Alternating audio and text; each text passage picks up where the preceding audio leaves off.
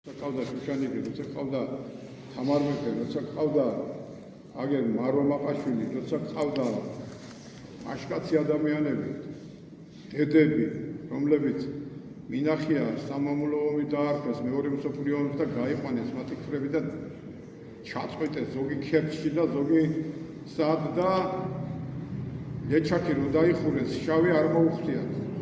ოჯახს ჩაუდგენ კაცივით. სათავეში და შვილები გადაარჩინეს სიცოცხლეს.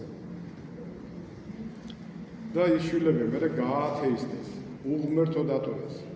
ეკლესია მონასტრები დაუნგრიეს, დაუხურეს.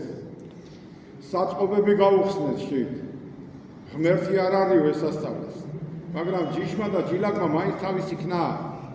მოგრუნდეს ხალხი, მოგრუნდა და ახალი რისხვა დაეცა თავზე მოღალატეებს.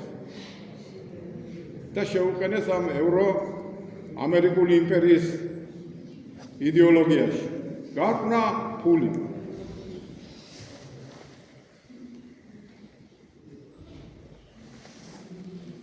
ერთი ადამიანი ამბობდა, ტერორიზმზე დადიანო რომ ნახავ, ვაშკაცები არიან, აი კუნთები აქვს უშველებელო, არ შეუმენა და არ ვიან რომ ამბობენ. ნეტა რა თუნდაც კუნთები.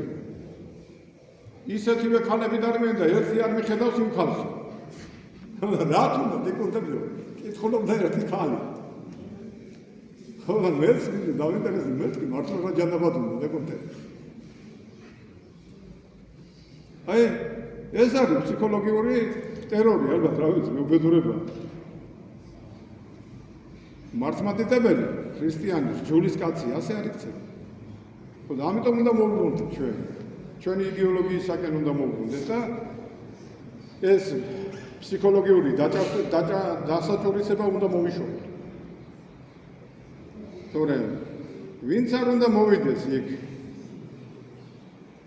დღეს ბრძოლა არის ფარული. ღია აღარა ბრძოლა, ადრე მტერი მოდიოდა ვიცოდო. ეხლა ფარული ომია, მაგრამ ვინც არ უნდა მოვიდეს, იქ უნდა იცოდეს იმან, რომ ამ სიტყვებში ჩვენ აღარ ვხვდებით.